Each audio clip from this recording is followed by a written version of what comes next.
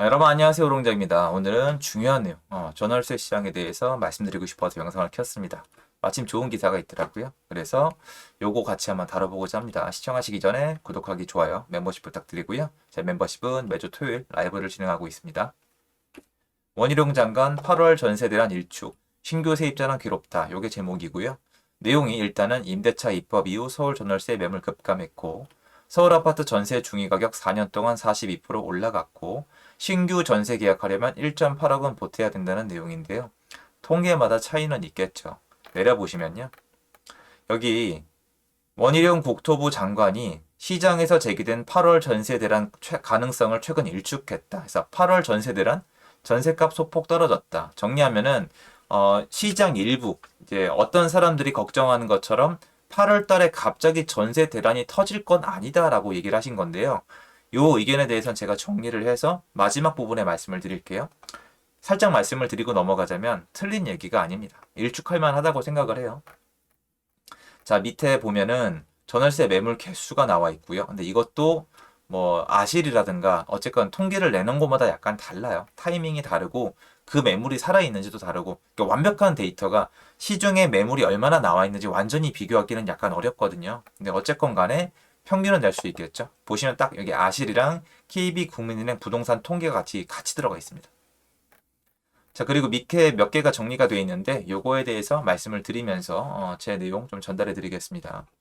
1번 임대차 입법 시행 이후 전월세 매물 건수 자체가 크게 줄었다.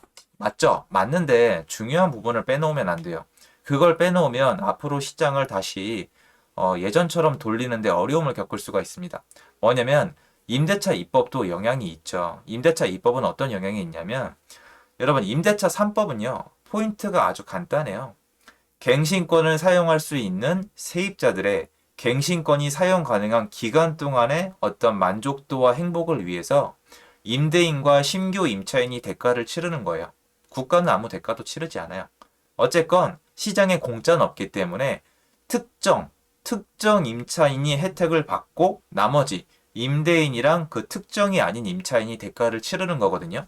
그러면 임차인에게 혜택을 주고 임대인에게 불혜택을 주는 거니까 임대인은 줄고 임차인은 늘거든요. 임대인은 공급이고 임차인은 수요니까 공급은 줄고 수요는 느니까 일단 공급이 줄었다는 얘기를 하는 건데, 이게 더 큰 문제가 뭐냐면 이미 17년도부터 파리 대책을 필두로 규제 지역을 막 묶기 시작을 했어요. 기억나실까요? 규제 지역을 묶으면서 지금까지 6년, 7년이 지나오면서 포인트는 뭐였냐면 비싼 집을 사지 마세요가 아니라 집을 여러 채 사지 마세요예요. 간단하지 않습니까? 문제는 집을 여러 채 사는 거에 대해서 도덕적인 부분이나 사회적인 문제라거나 경제적인 문제, 여러 가지 얘기가 있었지만 그건 전부 다 차치하고 집을 여러 채 산 사람만이 전월세를 공급할 수 있다는 거예요. 그러니까 문제가 뭐냐면 지금 부동산 시장에 대해서 아무리 비난하시는 분도 열어보면은 본인은 부동산 시장에 전월세를 공급을 안 해요. 왜냐면 공급을 하시는 분들은 본인들이 시장에서 하는 역할과 본인들의 어려움을 알 테니까요. 공짜가 아니잖아요. 망하시는 분들도 많고 요새 세금 폭탄이에요. 세금 얘기 꺼내면 화나는 분들이 많이 있거든요. 괴로운 시간이잖아요. 하지만 어쨌든 간에 다주택자가 전월세를 공급한다는 사실은 바꿀 수가 없잖아요, 여러분. 그러니까 다주택자가 늘어야 전월세 공급이 는다는 거예요.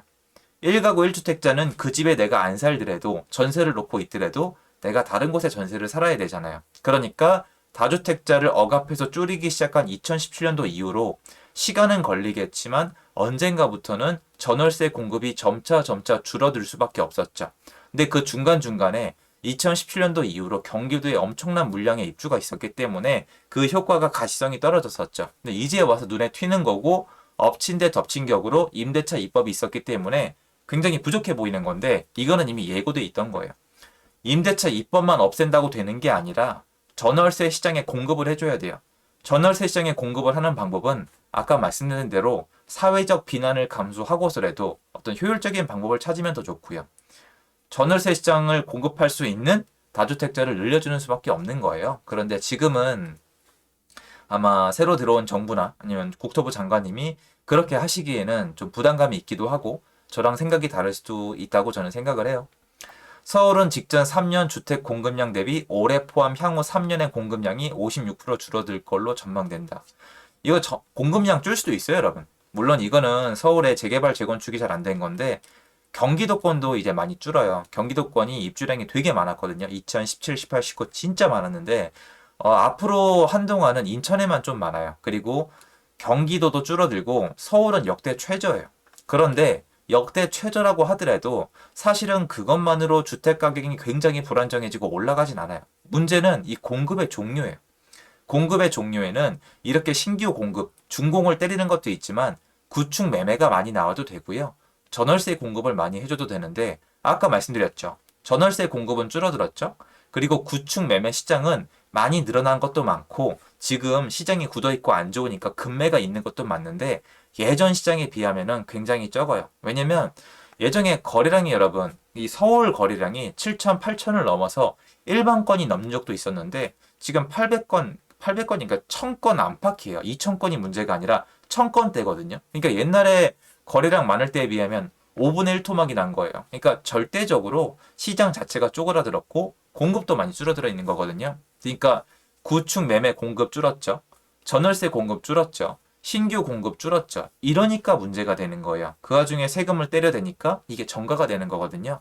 그게 문제지 서울의 공급 물량이 솔직히 문제가 될 정도로 적긴 하거든요. 근데 인근의 경기도에 쏟아붓거나 아니면 서울에 뭔가 메리트를 줘서 구축 매매나 아니면 전월세 시장에 공급을 폭발적으로 넣어주면 일정 기간을 버틸 수 있고 그 기간 동안에 또 신규 공급 계획을 잡을 수가 있는 건데 지금은 이미 약간 늦어버린 상태에서 다른 액션을 안 하고 있는 거라고 저는 느끼고 있습니다. 서울 아파트 전셋값은 최근 4년 22%를 급등을 했다. 요게 지금 다들 오해 소지가 많은데 문제가 뭐냐면 지난 2년 동안 많이 올랐어요, 여러분. 근데 문제는 전세가가 지금 삼중 가격이 있어요. 통계를 내는 방식을 보면 아시겠지만 일단 전세가는 오르면서 다 올랐어요. 제가 원희룡 장관님이 말씀하신 8월 달에 전월세 대란 일축한 내용에 대해서 3번과 함께 제 의견을 좀 말씀을 드릴게요. 전세값이 오른 건 맞는데 제가 뭐라고 말씀드렸죠? 8월 달 이후에 전월세 대란이 온다라고 말씀드렸나요? 아니에요. 저 그렇게 말씀드리지 않았어요. 오히려 뭐라고 말씀드렸죠? 8월 달 이후에 전세값 폭등을 보는 게 아니다. 나는 전세값 폭등을 걱정하는 게 아니라 전세가 상승은 걱정을 하지만 그와 더불어서 월세 시장과 매매 시장으로 뻗쳐나가는 수요가 걱정이라고 말씀을 드렸죠.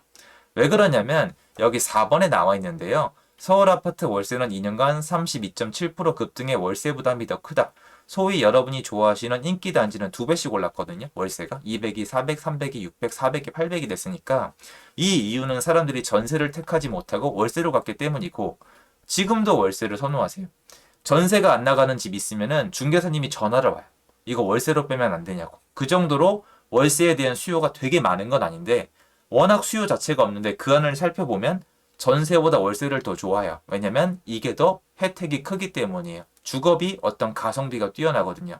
그럼 결론 내리면 지금 시장의 수요는 매매도 아니고 전세도 아니고 월세로 향하고 있고 그 결과로 그렇게 안 오르던 월세가 폭발적으로 올랐습니다. 그러면 어쨌건 시장이 아까 보면 공급이 부족하다고 나와 있잖아요. 전월세 공급 부족하고 구축 매매나 신축 매매 부족하고 뭐 월세 시장도 있다고 치면은 어쨌건 사람들이 3단 가격, 전세 3중 가격 중에 맨 아래에 있는 분들이 이 계약이 끝나면 갱신권을 못 쓰고 맨 위로 올라가든가 월세로 가든가 매매로 가야 되잖아요. 그러니까 지금 갱신권을 못 쓰게 되신 분들의 선택이 문제인 거지 그래프상의 전세값이 갑자기 폭등할 거란 얘기가 아니에요. 다시 얘기해서 원희룡 장관님은 국토부 장관님이니까 뭔가 보고가 올라오는 그래프나 데이터가 중요하실 거 아닙니까? 하는 일이 각자 다른 건데 거기에 전세 가격 상승 딱 8월 달만 놓고 보는 전세가의 폭등을 걱정할 이유가 크지 않다고 판단할 수 있다고 저는 생각을 해요. 문제는 8월 달 한 번에 끝나는 게 아니에요. 많이들 오해하시더라고요. 자꾸 8월 8월 강조를 하니까.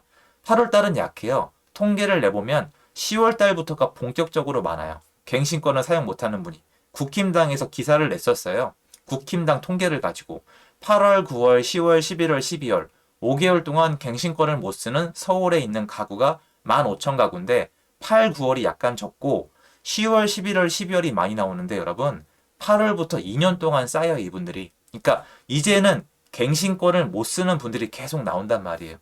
임대차 3법이 처음 통과됐을 때만큼 올라가진 않겠지만 이분들이 이미 올라가 있는 전세가를 선택을 하든가 그럼 데이터상에는 상대적으로 덜 오른 게 되겠죠. 3중 가격 중에 여기서 올라가거나 여기서 올라가거나 이렇게 하는 거니까 데이터상에는 전세가가 요건 예전만큼은 아니죠. 다 전세를 택하지 않을 테니까 전세 시장의 데이터는 약간 덜 올라갈지 몰라도 이분들이 월세 시장이나 매매 시장으로 튀어나갈 수도 있거든요. 왜냐면 이건 선택의 문제가 아닌 게 갱신권을 못 쓰는 분들은 지금 예전 전세가 정도밖에 경제적 능력이 없는데 대출도 안 해주잖아요. 그럼 선택이 아닌 거예요. 이건 생존의 문제, 필수의 문제인데 예전 전세 가격으로 갈 곳이 없으면은 새로운 높은 전세를 계약할 수는 없어요. 그죠? 그러면 다른 동네에 가서 높은 전세, 그러니까 내가 가지고 있는 돈 한도 내에서 다른 동네, 조금 더 가격이 싼 동네에 가서 새로 비싼 전세를 계약을 하시든가 아니면 이미 올라있는 월세가에서 이미 오른 월세가나 신고가의 월세 계약을 하시거나 아니면 내가 가지고 있는 돈 한도 내에서 매매를 할 테니까 8월달 이후로 시간이 지나가면서 8, 9, 10, 11, 12 올해 하반기 쭉쭉쭉 뒤로 가면서 전세 가격만 보는 게 아니라 전세, 월세, 매매까지 보는 게 맞다는 거죠. 그래서 물론 저랑 의견은 다르신 거예요. 의견은 다른 건데 이것만 놓고 보면은 솔직히 뭐 할 수 있는 말이라는 거예요. 저는 할 수 있는 말이라는 거. 전세값 데이터가 지금 이렇다는 거잖아요. 근데 저는 지금 현실을 좀 더 인지를 하고 전세 가격 안정 말고 요번에 갱신권을 못 쓰는 분들이 이 이후에 집을 어떻게 구할 건지 전세, 월세, 매매 중에서 뭘 편하게 선택하게 해줄 건지 그거에 대해서 생각을 해야 된다고 생각을 해요. 왜 그러냐면 이분들이 갱신권을 써서 혜택을 본인이 누린 건 맞지만 이 시스템을 만든 다음에 갱신권이 끝날 때 선택사항을 줄어들게 만든 건 시스템의 오류가 맞거든요. 실패가 맞거든요. 그러니까 저는 이분들에 대해서 좀 정부 측면에서 한 번쯤은 이렇게 좀 봐줘야 된다고 생각을 합니다. 그래서 앞으로 올해 하반기 시장은 가면서 이분들을 토대로 보는 게 맞다라는 게 제 의견입니다. 도움되었으면 좋겠고요. 제 영상 여기까지입니다. 감사합니다.